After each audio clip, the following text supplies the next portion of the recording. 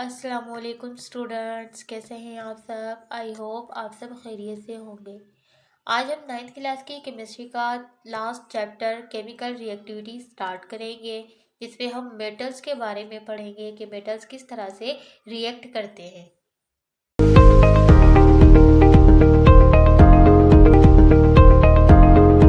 आज हम ninth class की केमिस्ट्री का लास्ट चैप्टर स्टार्ट करेंगे। This is chemical reactivity. ये हमारा चैप्टर है और ये हमारा लास्ट चैप्टर है नाइन्थ क्लास का।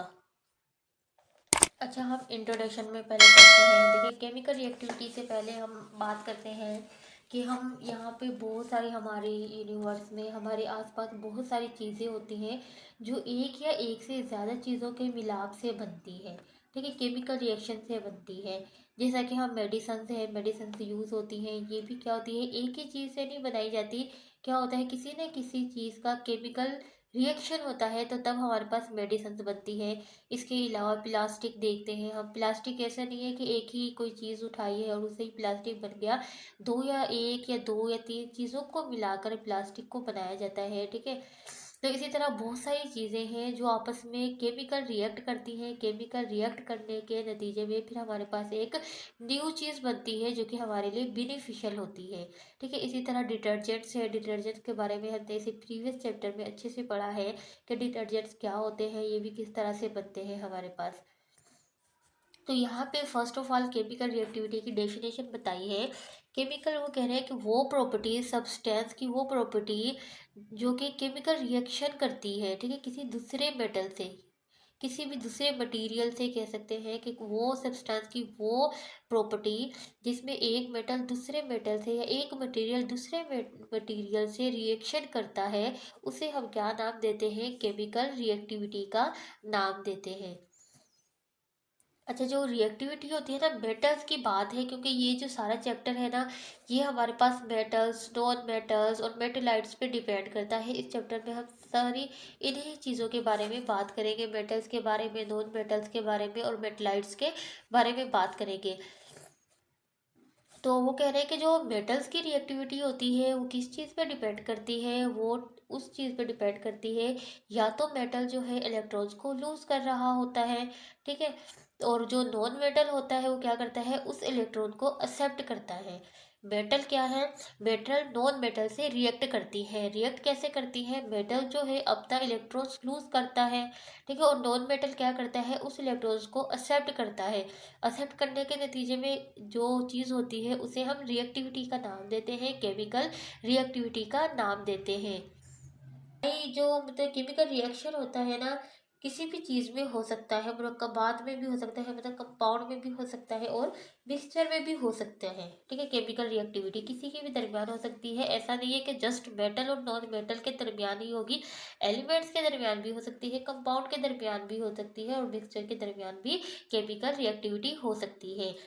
अच्छा, यहाँ पर बात की है एलिमेंट की। हमने एलिमेंट का तो फर्स्ट चैप्टर से ही पढ़ते आ रहे हैं कि एलिमेंट जो होता है, हमारे पास सेम एटम जब मिलते हैं तो हमारे पास एलिमेंट बनता है। ठीक है, और उन्होंने कहा कि एलिमेंट जो है ना, उनको फिर फर्दर डिवाइड किया गया है किन चीज़ों में, मेटल्स में, नॉन मेटल्स में और मेटलाइट्स में।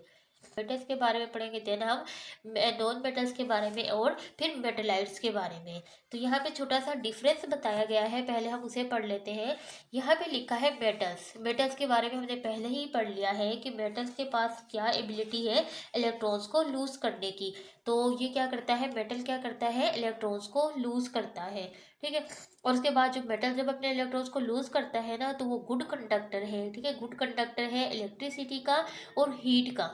उसके बाद लिखा हुआ है डक्टाइल। डक्टाइल मतलब है तार बनाने में काम आता है मेटल्स। मेटल से क्या होती है, तार वगैरह बनाई जाती है। उसके बाद लस्टर। लस्टर्स क्या होते हैं, लस्टर्स होते हैं चमकदार, चमकीले, मतलब जाहिरी तौर पे, फिजिकल तौर पे हमें कैसे नजर आते हैं, वो चमकीले, चमकते हुए। ठीक है, उसके बाद है स्ट्रोंग। स्ट्रोंग का मतलब क्या है, ताकतवर होते हैं। उसके बाद है मेलेबल। मेले लचकदार होते हैं, मतलब जिस तरह से आप चाहें उन्हें तो उसे अपने फोल्ड कर सकते हैं, अपनी मर्जी से उन्हें किसी भी शेप में ढाल सकते हैं। उसके बाद है सोनोरस। सोनोरस होते हैं बुझने वाले, जल्दी से बुझ जाते हैं। उसके बाद है ये ऑक्साइड्स बनाती है बेसिक, जो ऑक्साइड्स बनाते हैं ना वो बेसिक होते हैं नेचर में, मतलब जिनकी पीएच क्या होती है 7 से अबव होती है जब भी ऑक्साइड्स बनाते हैं। यहाँ पे हमारे पास है लिथियम ऑक्साइड है, सोडियम ऑक्साइड है और पोटेशियम ऑक्साइड है, मैग्नीशियम ऑक्साइड है। ये मेटल्स की थोड़ी सी प्रॉपर्टीज बताई हैं। उसके बाद है नॉन मेटल्स। नॉन मेटल्स क्या करते हैं, इलेक्ट्रॉन्स को गेन करते हैं और ये पुअर कंडक्टर है इलेक्ट्रिसिटी का और हीट का। उसके बाद नॉन डक्टाइल होते हैं, इससे नॉन मेटल से तार वगैरह नहीं बनाई जा सकती। उसके बाद क्या है डल अपेयरेंस, और उसकी जो ज़ाहिरी तौर पे नज़र आती है ना नॉन मेटल्स, वो मतलब डल डल होती हैं, चमकदार नहीं होती है, गैर चमकदार होती हैं। उसके बाद ऑक्साइड, जब भी नॉन मेटल्स ऑक्साइड बनाती है ऑक्सीजन के साथ रिएक्शन करते हैं तो ये एसिडिक इन नेचर होता है, मतलब 7 से कम होती है इनकी पीएच, जैसा कि कार्बन डाइऑक्साइड है, सल्फर डाइऑक्साइड है और नाइट्रोजन डाइऑक्साइड है। उसके बाद है मेटल लाइट्स। मेटल लाइट्स क्या है, मेटल्स और नॉन मेटल्स के दरमियान की कंडीशन को क्या कहते हैं, मेटल लाइट्स कहते हैं। उसके बाद यहाँ पे एग्जांपल पे इन्होंने बताया है कि बोरोन है, सिलिकॉन है, जर्मेनियम है, आर्सेनिक है, एंटीमनी है, ये टिन है, टिलिवरी है और एसीटीन जो है, ये सारी क्या है मेटल लाइट्स हैं। और जो इनके ऑक्साइड्स होते हैं ना एसिडिक होते हैं, ठीक है, थोड़े से एसिडिक होते हैं। यहाँ पे बताया है B2O3 और से SiO2 है, या क्या होता है एम्फोटेरिक होते हैं। एम्फोटेरिक मतलब ड्यूल नेचर शो करते हैं, एसिडिक भी और मतलब बेसिक भी। ठीक है, तो यहाँ भी ये थोड़ी सी इनके बारे में बताया गया था, मेटल्स, नॉन मेटल्स और मेटालाइट्स के बारे में। अच्छा, यहाँ पे कुछ इन्फॉर्मेशन दी गई है, ये शॉर्ट क्वेश्चन में MCQs में आ सकता है, तो हम इससे भी पढ़ लेते हैं। हवा में जो हमारी मोस्ट अबंडेंट एलिमेंट है ना वो कौन कौन से हैं, नाइट्रोजन है, ऑक्सीजन है और आर्गोन है। ये चैप्टर में, ये मैट्रिक क्लास के चैप्टर में है। ठीक है, मोस्ट अबंडेंट ये MCQs में आ सकता है कि आपको नाइट्रोजन का ऑप्शन दिया जाए और ऑक्सीजन और आर्गोन का ऑप्शन ना दिया जाए। ठीक है, तो मोस्ट अबंडेंट सबसे ज़्यादा पाए जाने वाली जो हवा में जो हमारे पास एलिमेंट्स है वो कौन कौन से हैं, नाइट्रोजन है, ऑक्सीजन है और आर्गोन है। और उसके अलावा हमारे पास लिखा है most abundant found in the earth crust. जो अर्थ की क्रिस्ट में पाए जाते हैं ना, अर्थ की क्रिस्ट में लेयर में जो पाए जाते हैं वो एलिमेंट्स कौन कौन से हैं, मोस्ट अबंडेंट ऑक्सीजन है, सिलिकॉन है, एल्यूमिनियम है। ठीक है, उसके बाद यूनिवर्स में जो पाए जाने वाले मोस्ट अबंडेंट एलिमेंट है वो है हाइड्रोजन, हीलियम एंड ऑक्सीजन। उसके बाद है इंसानी जिस्म में पाए जाने वाले जो मोस्ट अबंडेंट एलिमेंट है, this is oxygen, carbon and hydrogen. ठीक है, ये MCQs के लिहाज से इंपॉर्टेंट है, तो ये आपने याद रखना है। अब हम मेटल्स की बात करेंगे और मेटल्स को तफसील से पढ़ेंगे। ठीक है, तो यहाँ पे फर्स्ट में मेटल्स की वही डेफिनेशन लिखी है जो हमने पीछे पढ़ी है कि मेटल्स की प्रॉपर्टी है कि वो इलेक्ट्रॉन्स को लूज़ करती हैं। लूज़ करने के नतीजे में क्या होता है, उन्हें हम मेटल्स कहते हैं। और जो मेटल्स होती है ना, मेटल का जो स्ट्रक्चर होता है, मेटल आयन जो होते हैं मेटेलिक बॉन्ड से जो जुड़े होते हैं। ठीक है, जो मेटल्स होते हैं वो किस चीज़ से जुड़े होते हैं, और जो मेटेलिक बॉन्ड से जुड़े होते हैं। उसके बाद बताया है कि जो बी ग्रुप के एलिमेंट्स हैं ना वो सारे के सारे क्या है, ट्रांजिशन मेटल्स हैं। मेटल्स को डिवाइड किया गया है, तो यहाँ पे बताया है कि जो ग्रुप बी के जितने भी एलिमेंट्स हैं दिस इज ट्रांजिशन एलिमेंट्स। उसके बाद जो ग्रुप ए के एलिमेंट्स हैं उनको डिवाइड किया गया है, elements of group first A के जो ये सारे एलिमेंट है this is called alkali metals. ठीक है, ये भी मेटल्स है। यहाँ पे जो बी इसके ये ए ग्रुप के सारे एलिमेंट्स हैं, उसके बाद जो बी ग्रुप के एलिमेंट्स हैं उन्हें हम क्या कहते हैं, ट्रांजिशन मेटल्स, और वो नीचे हैं। हमने पढ़ा है चैप्टर के थर्ड चैप्टर में हमने पढ़ा था, जिसपे हमने पीरियोडिक टेबल के बारे में बात की थी, वहाँ से हमने पढ़ा था ट्रांजिशन एलिमेंट्स के बारे में। तो जो बी ग्रुप के एलिमेंट्स हैं वो क्या है, ट्रांजिशन मेटल्स हैं, और ये ग्रुप ए के जो है उसे डिवाइड किया गया है मेटल्स में। फिर मेटल्स के देखें यहाँ पे जो ग्रुप ए के एलिमेंट्स हैं दिस इज अल्कली मेटल्स, और ग्रुप जो सेकंड ए के एलिमेंट्स हैं this is called alkaline earth metal. और यहाँ पे ठीक है, तो ये यहाँ पे ये बताया गया है कि ये ग्रुप अल्कली मेटल्स है और ये अल्कलाइन अर्थ मेटल्स हैं। अच्छा, यहाँ पे इलेक्ट्रोपॉजिटिव करेक्टर बताया गया है। इलेक्ट्रोपॉजिटिव करेक्टर किसका है, इलेक्ट्रोपॉजिटिव करेक्टर है मेटल्स का। कैसे देखें, वो कह रहे हैं कि जो मेटल्स होता है ना वो हाईली इलेक्ट्रोपॉजिटिव होता है। अब इलेक्ट्रोपॉजिटिव क्यों होता है, वो क्योंकि इलेक्ट्रॉन्स को अपने वैलेंस शेल से क्या करता है, लूज करता है। हमने पढ़ा है कि जब एटम अपने इलेक्ट्रॉन्स को लूज करता है तो उसके ऊपर कौन सा चार्ज आता है, पॉजिटिव चार्ज आता है। अच्छा, पॉजिटिव चार्ज आता क्यों है, ये देखें, हम बात करते हैं सोडियम की। सोडियम जो है हमारे पास, इसका अटोमिक नंबर क्या है, 11 है। हमें पता है जिसका अटोमिक नंबर 11 है, जिसका तो उसके इसका मतलब है कि उसमें नंबर ऑफ प्रोटॉन भी कितने हैं, 11 है। और नंबर ऑफ इलेक्ट्रॉन भी कितने हैं, 11 है। नंबर ऑफ प्रोटॉन भी 11 और नंबर ऑफ इलेक्ट्रॉन भी 11। तो ये क्या करता है सोडियम, इसके पास एक इलेक्ट्रॉन जो होता है एक्स्ट्रा होता है, तो यहाँ से ये एक इलेक्ट्रॉन को क्या करता है, लूज करता है। तो इसके ऊपर कौन सा चार्ज आ जाता है, इसके ऊपर नेगेटिव चार्ज आ जाता है। इसके ऊपर सॉरी, ये अपने इलेक्ट्रॉन्स को लूज करता है, तो 11 में से 1 जाता है, तो कितने बचे, 10 इलेक्ट्रॉन्स। अब यहाँ पे कितने इलेक्ट्रॉन बचे, 10, और यहाँ पे कितने हैं, 11 प्रोटॉन। तो क्या करेंगे, जो प्रोटॉन जो होते हैं ना इलेक्ट्रॉन पे क्या होते हैं, गालिब आ जाते हैं। मतलब ये कि इलेक्ट्रॉन की ताकत, प्रोटॉन की ताकत ज़्यादा है, बिकॉज नंबर ऑफ प्रोटॉन ज़्यादा है। तो इस वजह से क्या होता है, सोडियम पे पॉजिटिव चार्ज आता है। जब भी कोई एलिमेंट अपना इलेक्ट्रॉन्स को लूज करता है तो उसमें पॉजिटिव चार्ज क्यों आता है, बिकॉज उसके नंबर ऑफ इलेक्ट्रॉन में कमी हो जाती है और नंबर ऑफ प्रोटॉन उसके क्या होते हैं, ज़्यादा होते हैं। तो नंबर ऑफ प्रोटॉन ज़्यादा होते हैं तो वो क्या होते हैं, नंबर ऑफ इलेक्ट्रॉन पर डोमिनेट हो जाते हैं, जिसकी वजह से उस पर पॉजिटिव चार्ज आता है। इसी तरह अगर हम क्लोरीन की बात करते हैं, क्लोरीन में नेगेटिव चार्ज क्यों आता है, ये भी क्वेश्चन आ सकता है। देखिए क्लोरीन का जो अटॉमिक नंबर होता है ना वो 17 होता है। नंबर ऑफ इसके प्रोटॉन कितने हैं हमारे पास, नंबर ऑफ प्रोटॉन इसके हैं 17, और नंबर ऑफ इलेक्ट्रॉन कितने हैं इसके पास, 17। ठीक है, तो जो क्लोरीन होता है ना सोडियम से इलेक्ट्रॉन एक्सेप्ट करता है। नंबर ऑफ प्रोटॉन तो इसके 17 ही रहेंगे। जब ये सोडियम से एक इलेक्ट्रॉन एक्सेप्ट कर लेगा तो इसके नंबर ऑफ इलेक्ट्रॉन कितने हो जाएंगे, 18। ठीक है, तो फिर क्या होगा, नंबर ऑफ इलेक्ट्रॉन ज़्यादा हो जाएंगे और नंबर ऑफ प्रोटॉन कम हो जाएंगे। तो क्या होगा, नेगेटिव चार्ज जो होगा पॉजिटिव चार्ज पे डोमिनेट हो जाएगा। ठीक है, तो यहाँ पे ये है कि पॉजिटिव चार्ज क्यों आता है और नेगेटिव चार्ज क्यों आता है। अब यहाँ पे हम इलेक्ट्रोपॉजिटिव की बात कर रहे थे कि जो मेटल्स होते हैं ना वो हाईली इलेक्ट्रोपॉजिटिव होते हैं, मतलब ये कि वो पॉजिटिव आयन्स बनाते हैं।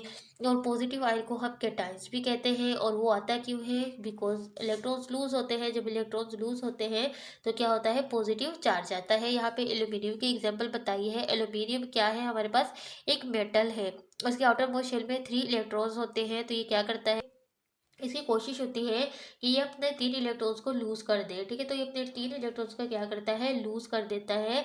और इसकी वजह से इस पर क्या होता है, इसके ऊपर पॉजिटिव चार्ज आ जाता है। अच्छा, जो इलेक्ट्रोपॉजिटिविटी होती है ना, करेक्टर की इंक्रीज होती है डाउन द ग्रुप, इसके बारे में भी हम तफसील से पढ़ कर आए हैं। अच्छा, ग्रुप में इंक्रीज क्यों होती है, बिकॉज अटोमिक साइज बढ़ता है। ग्रुप में क्या होता है, अटोमिक साइज बढ़ रहा होता है मेटल्स का। जब अटोमिक साइज बढ़ रहा होता है, देखिए ये अगर हमारे पास है न्यूक्लियस, ठीक है, ये हमारे पास है प्रोटॉन या न्यूक्लियस है, प्रोटॉन है, ठीक है, न्यूक्लियस है। ठीक है, जब भी जैसे जैसे यहाँ पे देखिए एटॉमिक साइज साइज बढ़ता जाएगा एटम का, तो क्या होगा, ये जो इसकी न्यूक्लियस की एबिलिटी है ना आउटर मोस्ट शेल को होल्ड करने की, तो वो क्या होगी, कम होती जाएगी। ठीक है, फोर्स ऑफ अट्रैक्शन क्या होगी, कम हो जाएगी। और यहाँ से क्या होगा, इलेक्ट्रॉन जो है आराम से लूज हो जाएगा, बिकॉज इसके दरमियान फोर्स ऑफ अट्रैक्शन कम है।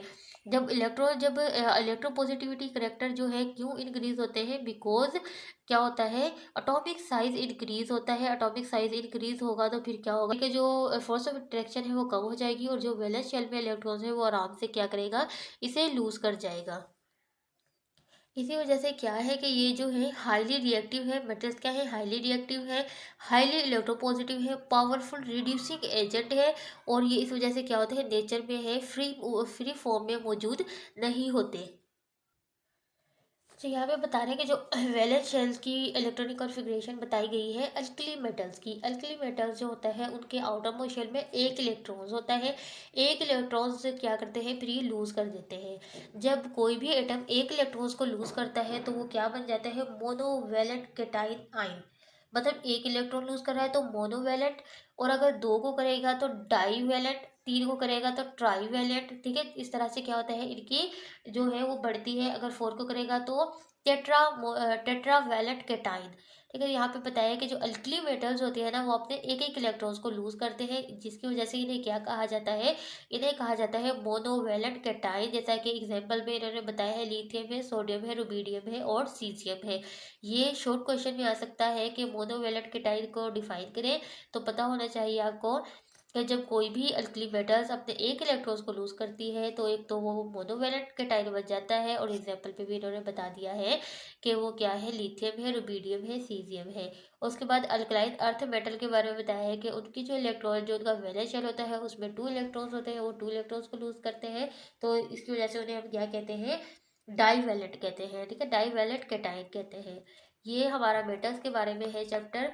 तो हम मेटल्स को डिस्कस कर रहे हैं। अच्छा, मैं यहाँ पे कुछ ऐड करवाती हूँ, बिकॉज वो अक्सर पेपर्स में पूछा जाता है कि जो, देखिए यहाँ पे हम शॉर्ट क्वेश्चन भी पूछ सकते हैं कि मोर रिएक्टिव मेटल्स की आप एग्जांपल दें। मोर रिएक्टिव मेटल्स कौन से होते हैं, जो हाईली रिएक्टिव होते हैं, जल्दी से रिएक्ट करते हैं। तो मोर रिएक्टिव मेटल्स कौन से हैं, पोटाशियम है, हमारे पास सोडियम है, कैल्शियम है, मैग्नीशियम है और एल्यूमिनियम है। उसके बाद है मॉडरेट रिएक्टिव। अच्छा, मॉडरेट रिएक्टिव मतलब कौन सी है, जो मतलब मॉडरेट रिएक्शन करती है। इसमें जिंक है, आयरन है, टिन है और लेड है। उसके बाद है लीस्ट रिएक्टिव, जो बहुत कम रिएक्ट करती है। उसमें कॉपर है, मरकरी है और हमारे पास सिल्वर है और हमारे पास गोल्ड है। ठीक है, तो ये हमारे पास मेटल्स के बारे में चैप्टर था, जिसमें हमने रिएक्टिविटी के बारे में पढ़ा है, केमिकल रिएक्टिविटी के बारे में पढ़ा है और मेटल्स की थोड़ी सी हमने प्रॉपर्टीज़ को डिस्कस किया है।